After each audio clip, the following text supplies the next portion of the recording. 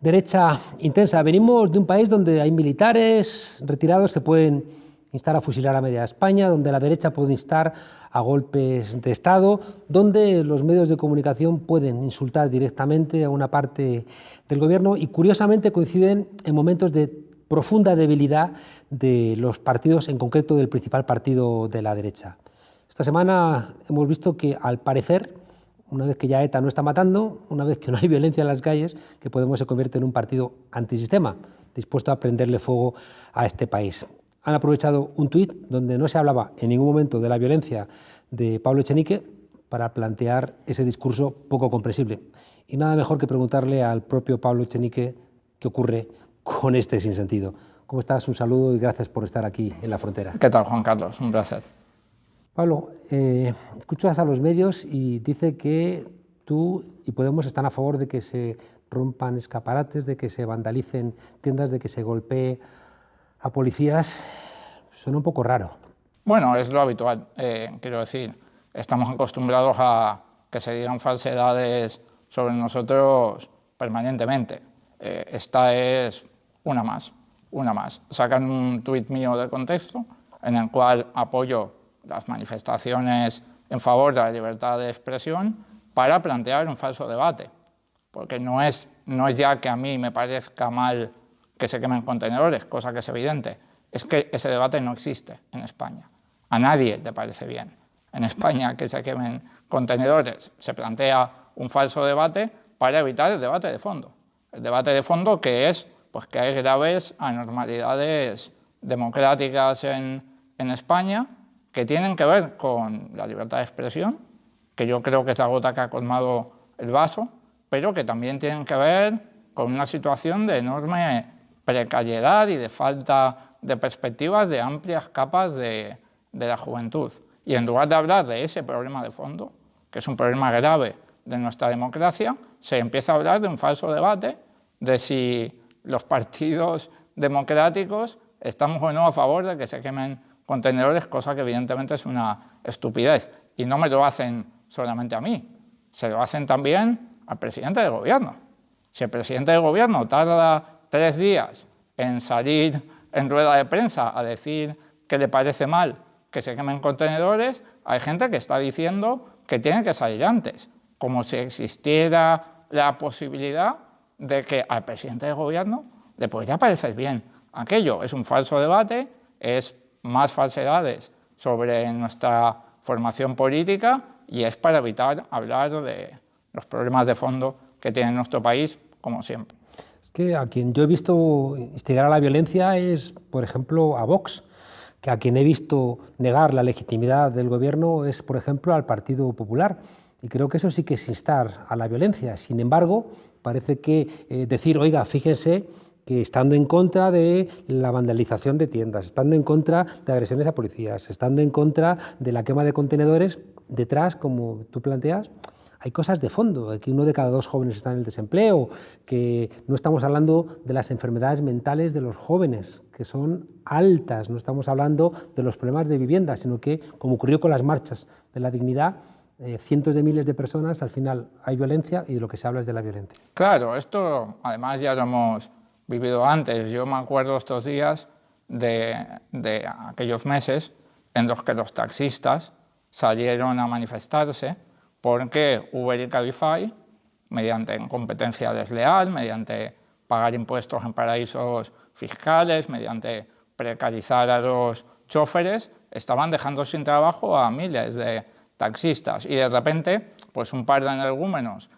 atacaron una VTC y las televisiones no paraban de emitir ese corte en bucle. Y yo en esa época hablaba con muchos taxistas y me decían, es que es terrible, es que nos están poniendo de violentos y están repitiendo en bucle el mismo corte audiovisual y nos están intentando criminalizar. Esto ya lo hemos vivido y es una repetición de cosas que ya hemos vivido. ¿Por qué esta semana? Yo esta mañana escuchaba a la cadena SER directamente a Àngels Barceló llamando mentiroso repetidas veces al vicepresidente del gobierno, algo que se me escapa que sea normal en una democracia, o a Ignasi Guardians, que viene de Convergencia i Unió, viene del puyolismo, decir que Podemos se deleita en la violencia. Pablo Iglesias desvía el foco hacia los medios de comunicación, a los que nos acusa de no abordar el fondo del problema, algo que es absolutamente falso. Dice el vicepresidente del Gobierno que mientras hablamos de la violencia, no hablamos de la raíz del problema. Miente con esta afirmación. Se puede hablar de las dos cosas, como hacemos cada día. ¿Por qué esta semana esta cortina de humo de intentar acusar a Podemos de apoyar a los violentos para no hablar de qué? Para no hablar, por un lado, de los problemas de fondo, como comentaba, en esta semana se estaba debatiendo, al principio de esta semana, si había o no una plena normalidad democrática en España. Se estaba debatiendo de esto y la mayor parte de la gente piensa que no la hay. La mayor parte de la gente piensa que no la hay, cosa que es evidente cuando vemos pues, al presidente del Tribunal Superior de Justicia de Castilla y León diciendo que Podemos no puede estar en el gobierno, cuando vemos al rey emérito fugado en una isla de lujo en Abu Dhabi, cuando vemos que se mete a un rapero en prisión. Estaba teniendo lugar este debate y de repente pues, empezamos a hablar de una absurdez y es de quién está o deja de estar a favor de que se quemen contenedores cuando es evidente que ese debate no existe en la sociedad, excepto, si me apuras, como decías antes, pues la ultraderecha. El único partido aquí que se ha hecho un selfie al lado de una estatua vandalizada es Vox. Es Macarena Olona, que se hizo un selfie al lado de una estatua vandalizada. Entonces, digamos, a lo mejor Vox apoya el vandalismo, pero desde luego plantear un falso debate en el cual se pide al presidente del gobierno que diga explícitamente que le parece mal que se quemen contenedores, pues evidentemente es una estrategia para no hablar de los problemas de fondo, de anomalías democráticas, materiales y también de derechos fundamentales que hay en nuestro país. Ahora que viene el aniversario del 23F, del intento de golpe de Estado, que se hizo en el entorno, por cierto, de la Casa Real, con Tejero, con Milans del Bosch, con Armada, hemos escuchado intervenciones parlamentarias de diferentes partidos políticos criticando en aquel entonces la participación de parte de los cuerpos y fuerzas de seguridad del Estado en lo que fue el golpe del 23F. Hemos visto ahora a Vox defendiendo a Rodríguez Galindo, una persona condenada, ¿no?, por terrorismo de Estado. Hay una parte de Vox que quiere hacerse fuerte, ¿no?, en los cuerpos y fuerzas de seguridad del Estado. ¿Tenemos que preocuparnos al respecto? Sí, y yo creo que hay que apoyar a los sectores de las fuerzas y cuerpos de seguridad del Estado que son demócratas y en que saben perfectamente que es vital que en una democracia la ciudadanía confíe en la policía. Y esos sectores existen y me consta que están preocupados. Y cuando nosotros criticamos que se mutile un ojo a una manifestante en una manifestación, nosotros estamos defendiendo pues, una policía democrática. Estamos defendiendo a esos agentes que entienden que su servicio público, proteger a la ciudadanía, independientemente de lo que piense cada ciudadano, es lo primero. Y efectivamente estamos viendo movimientos por parte de la ultraderecha para dañar a las fuerzas y cuerpos de seguridad del Estado en el sentido de apropiarse de algo que es, como digo, un servicio público y en que debería ser un servicio público que proteja a todos y a todas. Hemos visto diferencias en cómo se gestiona una manifestación neonazi en Madrid o cómo se gestiona una manifestación de vecinos de Vallecas que defienden la sanidad pública. Y señalar esas diferencias y explicar que hay que subsanarlas y que hay que mejorarlas, yo creo que es proteger la función democrática, la función pública de las fuerzas y cuerpos de seguridad del Estado. No ayuda que se genere la sensación de que si eres cayetano no cobras y que si eres vallecano cobras. Es decir, se está generando la sensación de que, por ejemplo, los antidisturbios no tratan igual a un tipo de ciudadanía que a otra. Eso es peligroso y decirlo y plantear que eso hay que mejorarlo y que esa sensación es mala para la democracia, es proteger, como decía, la función democrática de las fuerzas y cuerpos de seguridad del Estado. Y además, a mí siempre me gusta explicar una cosa, y es que los multimillonarios no necesitan fuerzas y cuerpos de seguridad del Estado, porque viven en urbanizaciones perimetradas, porque se pueden pagar seguridad privada. Quienes necesitamos fuerzas y cuerpos de seguridad del Estado que sean un servicio público somos la gente normal, la gente trabajadora, y creo que eso hay que defenderlo y creo que hay que cuidar y apoyar a los agentes demócratas que entienden esto así y en que me consta que están también preocupados por esto que se está viviendo. En torno al 90%, tengo entendido, de las intervenciones de la policía son para ayudar, ¿no?, a gente con algún tipo de problema. Pero claro, cuando algunos sindicatos policiales vinculados a la extrema derecha hacen como la Asociación Nacional del Rifle, que celebran, por ejemplo, como en Linares, ¿no?, que un policía haya tenido un comportamiento ajeno, ¿no?, a lo que es llevar una placa con un padre y su hija, pues daña a todo el cuerpo, ¿no? O sea, que la extrema derecha, que quiere hacer valer a los cuerpos y fuerzas de seguridad del Estado, en el fondo les está dañando.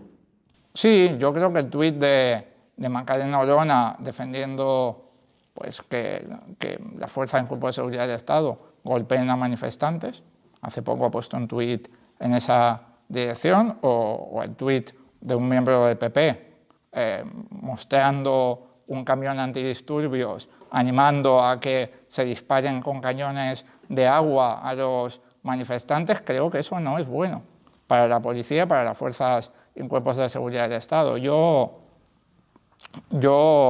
nací en Argentina y vine a España hace mucho tiempo ya, y una de las cosas que noté un cambio pues fue en las fuerzas y cuerpos de seguridad del Estado.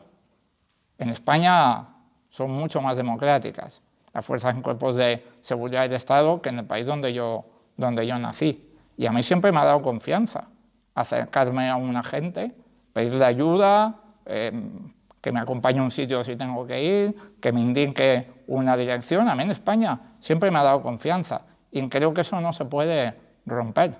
Y creo que si la ultraderecha rompe esa confianza entre la ciudadanía y la policía y la Guardia Civil, está haciendo un daño enorme, por un lado a las fuerzas y cuerpos de seguridad del Estado y por otro lado a la democracia. Nos contaba el otro día aquí en el programa Jorge Stringe, que fue uno de los que inauguró la sede, ¿no?, de Génova, que esa sede la pagó el Banco Santander y que ahora, después de las elecciones catalanes, el Banco Santander se la ha quitado, porque no hay previsiones de que puedan ganar las elecciones y que por tanto puedan pagar las deudas, y por tanto una sede que estaba ya embargada se la han retirado. ¿Puede algo tener que ver el resultado de la derecha en Cataluña con esta sensación de crispación que estamos viendo todos los días en los medios de comunicación? Sin duda, sin duda. En Cataluña hemos visto cómo pues, Vox ha sorpasado tanto al PP como a Ciudadanos. Ciudadanos ha pasado de tener 36 diputados en el Parlamento a tener 6, y el PP ha bajado. Y Vox ha subido y ha sorpasado a ambos. Yo no estoy de acuerdo en decir que la extrema derecha ha aumentado en Cataluña, porque yo creo que tanto Ciudadanos como el PP se han comportado como partidos de extrema derecha en Cataluña. Y si sumamos lo que tenía Ciudadanos y lo que tenía el PP de García Albiol, no olvidemos, sumaban 40 escaños. Y ahora Vox, Ciudadanos y PP suman 20. Con lo cual el número de diputados de extrema derecha en Cataluña se ha dividido por 2. Pero es verdad que en ese espacio de la foto de Colón, pues Vox ha tomado la delantera a PP y a Ciudadanos en Cataluña. ¿Esto qué ha provocado? Bueno, pues ha provocado que Ciudadanos entre en una situación prácticamente de desguace. De hecho, en los mentideros de la Corte ya se habla abiertamente de una OPA hostil por parte del PP a Ciudadanos, y ha exacerbado algo que ya venía pasando, y es que Casado está todo el tiempo mirando por el retrovisor a lo que dice Abascal. Creo que es evidente que, bueno, pues la radicalización de los tres partidos de la foto de Colón tiene que ver con lo que ha pasado en Cataluña. El Partido Popular ha salido prácticamente celebrando un supuesto acuerdo con el Partido Socialista para la renovación del Consejo General del Poder Judicial que dejaría fuera a Unidas Podemos. Bueno, esta misma mañana Moncloa lo ha desmentido. Es decir, Teodoro García Egea ha mentido en la COPE, Moncloa lo ha desmentido y la única duda es si ha mentido para sabotear el acuerdo, cosa que podría ser, porque al PP le conviene el actual Consejo General del Poder Judicial, dado los casos de corrupción que tiene en el horizonte, o si ha mentido para protegerse de que Abascal los llame de derechita cobarde por pactar con el gobierno socialcomunista. No sé por qué motivo ha mentido esta mañana Teodoro García Egea, pero ha mentido. Es evidente que el socio de coalición, que Unidas Podemos, va a formar parte de ese acuerdo.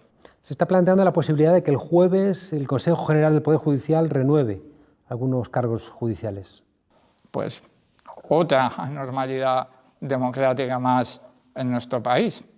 Es evidente que si pues, uno de los tres poderes está en funciones, está con el mandato caducado desde hace 2 años, pues no debería tener plenas competencias.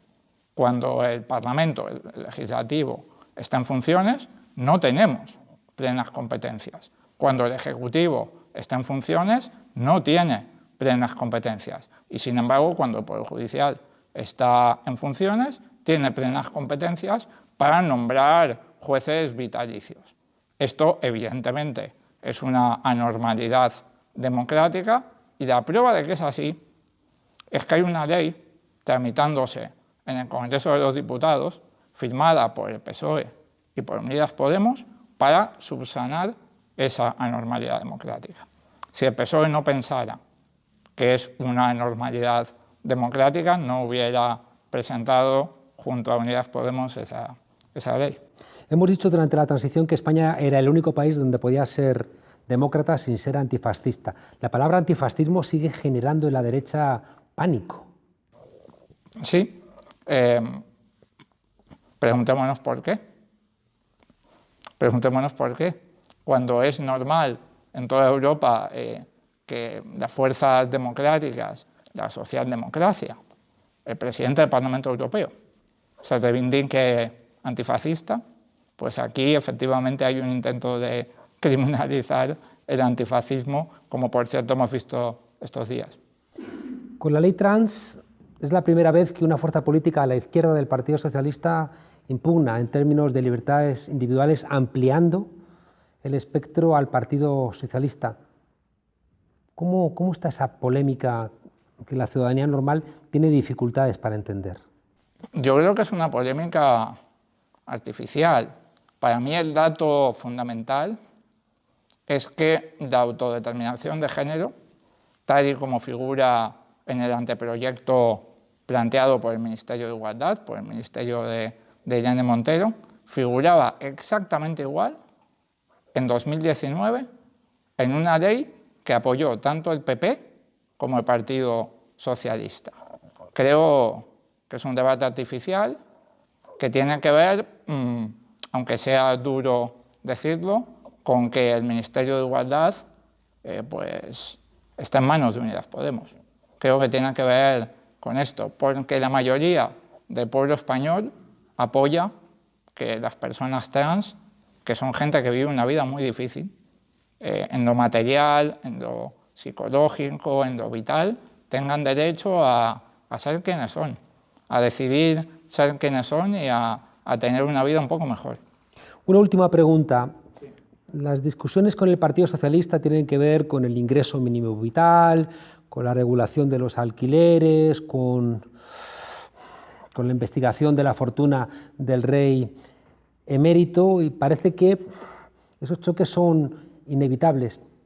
Se están presentando estas disputas como elementos que debilitan al gobierno de coalición. Sí, y es peligroso. Yo lo decía estos días, hay quien insiste en llamar a las naturales diferencias en un parlamento plural y en un gobierno en coalición, hay quien insiste en llamar a esos debates conflicto, tensión, guerra, batalla, y creo que ese es un discurso profundamente antipolítico, porque de las diferencias y del debate en democracia surgen los avances, surgen de ahí, de las diferencias sanas, legítimas, de opinión y de posición política. Pero esa confrontación está alimentando que muchos sectores de la derecha, mediática o política, estén planteando, es el momento de que Unidas Podemos salga del gobierno. No solamente de la derecha, también medios progresistas están llamando conflicto, llamando batalla, diciendo que el debate y las diferencias es algo terrible. Y creo que eso pues es argumentario para la extrema derecha, como muy bien has dicho, para intentar tumbar el gobierno de coalición, pero creo que es algo todavía más grave. Creo que eso pone una autopista para que en algún momento en España pueda haber un Trump que pueda gobernar. Es un discurso profundamente antipolítico. Si nosotros empezamos a aceptar que el debate y las diferencias en democracia es algo malo, es algo negativo, estamos disparando directamente contra los fundamentos del sistema democrático. Es un discurso profundamente antipolítico que yo espero que acabe en algún momento en nuestro país, porque si no acaba y si se sigue haciendo este discurso, los mismos que hacen este discurso, cuando llegue un Trump a España, dirán, oh Dios mío, ¿qué ha pasado? Déjame preguntarte, corriendo, yo siempre explico a mis alumnos que el momento más luminoso del Partido Socialdemócrata Alemán, con Willy Brandt, gran celebridad para el Partido Socialista, diferenciaba la tarea del gobierno, la fracción parlamentaria y el partido. Y muchas veces el partido y la fracción parlamentaria no estaban de acuerdo con el gobierno. Y aquí tengo la sensación de que cuando Podemos hace eso, se monta un escándalo. Sin embargo, no sé si el Partido Socialista tendría que discutir también con Unidas Podemos y que no sea una discusión solamente del gobierno con el partido Unidas Podemos, en este caso en concreto con Podemos. Sí, estoy de acuerdo. Es decir, creo que de hecho no únicamente nos pasa a nosotros, creo que eso también le pasa al PSOE. A veces no coincide la opinión de algunos ministros del PSOE con lo que piensa el PSOE o con lo que piensa el grupo parlamentario socialista. Pero ahí no se hacen escándalos, ¿no? Ahí no se hacen estas discusiones como esta mañana he escuchado que decía Echenique es el portavoz de una parte del gobierno, decía uno de los contertulios. Yo de momento estoy en el Poder Legislativo, estoy en el grupo parlamentario de Unidas Podemos y no formo parte del gobierno, aunque demos apoyo al gobierno desde el Congreso, ¿no? Creo que eso es algo que le pasa a todos los partidos, le pasa al PP, le pasa al PSOE y ocurre lo de siempre. Cuando algo totalmente normal que le pasa a todos los partidos, le pasa también a Unidas Podemos, pues lo utilizan para hacer escándalos y atacarnos. Pero es normal que los miembros del gobierno necesiten adoptar una actitud más institucional, que haya algo más de libertad política en los grupos parlamentarios y que el partido, que está muy conectado con la sociedad civil, pues pueda permitirse otro tipo de discurso y otro tipo de planteamientos. Esto es normal en el PP, en el PSOE y también en Unidas Podemos. Pablo Echenique, portavoz de Unidas Podemos en el Congreso, secretario de programa de Podemos, muchas gracias por acompañarnos aquí en La Frontera. Un placer. Por cierto, en la casa de Pablo Iglesias y Irene Montero sigue habiendo, ¿no?, gente acosando, instigando, intentando hacer la vida imposible. No hemos visto esto en ningún otro partido político en la historia de la recuperada democracia. Y parece que eso no es violencia, ¿verdad? En fin, muchas gracias por estar aquí con nosotros en La Frontera. Un placer, Juan Carlos.